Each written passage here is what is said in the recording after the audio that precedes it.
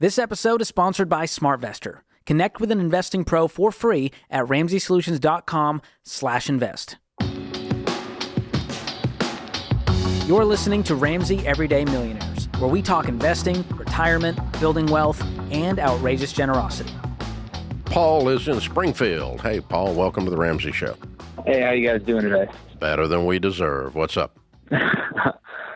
So I've been obviously listening to a lot of your podcasts about building wealth, and this is something I've been working on for, I'd say, almost 10 years now. I'm 31. Good for you. Thank you. I started investing heavily into real estate because that's what my father did, and I saw the value in that of passive income for retirement.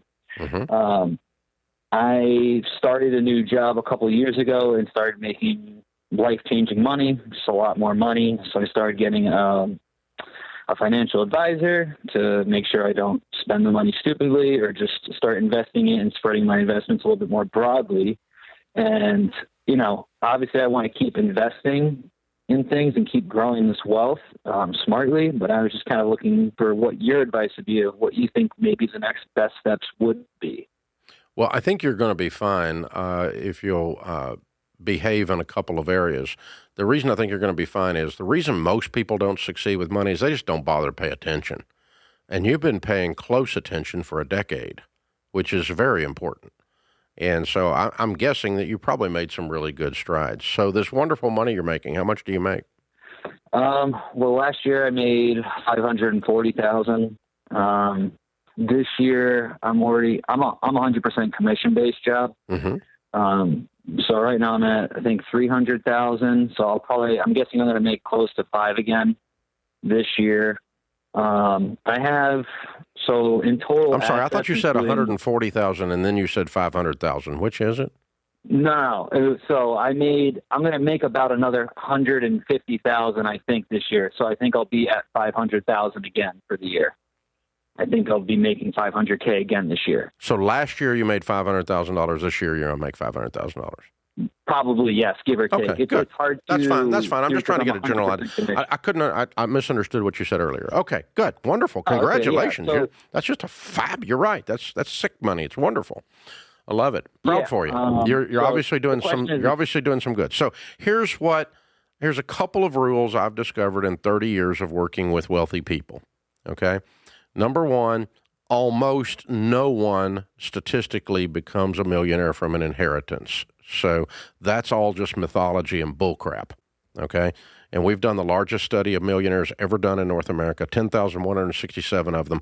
89% of them did not become millionaires because of inherited money. So you're not that unusual as you become a millionaire. Number two, millionaires do not do super fancy, weird, extremely risky things and keep their money. They usually lose everything if they do. So the millionaires that we have studied are fairly boring. They put money in things they understand and like.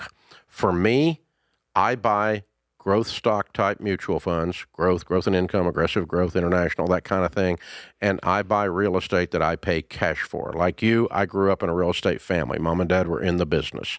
And so I've loved real estate. I got my real estate license when I turned 18 years old. I love real estate. I've got bukus of real estate, several $100 million worth. But I pay cash for it, and I don't have any debt, and it all cash flows like a bandit, and I don't have any of it that causes me super stress because of that. So, but that's how I live, and my life is great because of that. So I would tell you to invest in things you understand and you're comfortable with. Obviously, real estate is that. People who like real estate often take on a whole lot more debt than I think they should. Right. So yeah, like I haven't been buying for cash per se, and if I do buy for cash, it's because it's a foreclosure. You know, I'm going to renovate it, and the goal is obviously to buy it at the right price point. And it always not is the goal. Overinvest and then refinance it, putting 20% down and using the passive income of the rents to pay myself back, or I have enough equity in there. Let me stop you for a second. There is no passive income from rents. If you've been dealing with renters, you've figured out it ain't passive. Well, yeah, it depends on how good you are at screening. It's not it's passive. Never a perfect science. No, it's not passive. I've been doing it for 40 years. Dealing with renters, commercial or residential, is not passive. That's TikTok mythology. Okay? The term the real world is it's active. Passive. You're active. You have to. Yeah. Real estate has the highest hassle factor of just about any investment you do, but it has one of the higher returns. So, anyway, you called to ask what I think you should do. I think you should use this fabulous income to clear off all this stupid debt you've got on this real estate, and you're going to have a much higher trajectory in your wealth growth long term. Short term, it's going to slow you down. But long term, when you have no debt on this portfolio and the piece that goes with that and this cash flow that's going to go with it, you're going to buy a lot more real estate and pay cash for it. That's how I've got several $100 million worth. I don't have any rents that go to anything except buying more stuff. I don't have no payments. Yeah. But you hit on this earlier, and I think it's true. When you get into the real estate game, majority of people, they have to go to the bank, right? Like when they're playing this game. And the majority of them aren't in the business 10 years later. Yeah. Because they think it's passive. It's not.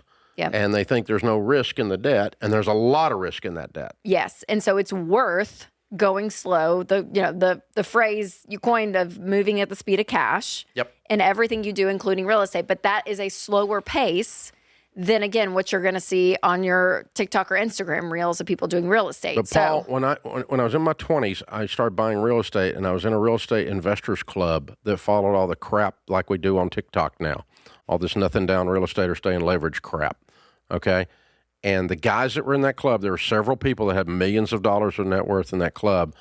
100% of them now, 30 years later, are broke and out of the business, or they paid off their debts, and they have paid for real estate. There's 3 of them that I know of are still standing, and they all paid it off and became debt-free. The rest of them that tried to continue to play the leverage game, they got hammered in one of the downturns or another, and they're gone. They're out of business. Thanks for tuning in to Ramsey Everyday Millionaires. To learn more about investing, visit RamseySolutions.com/investing or click the link in the show notes. Ramsey Solutions is a paid non-client promoter of participating pros. Learn more at RamseySolutions.com/SmartVestor.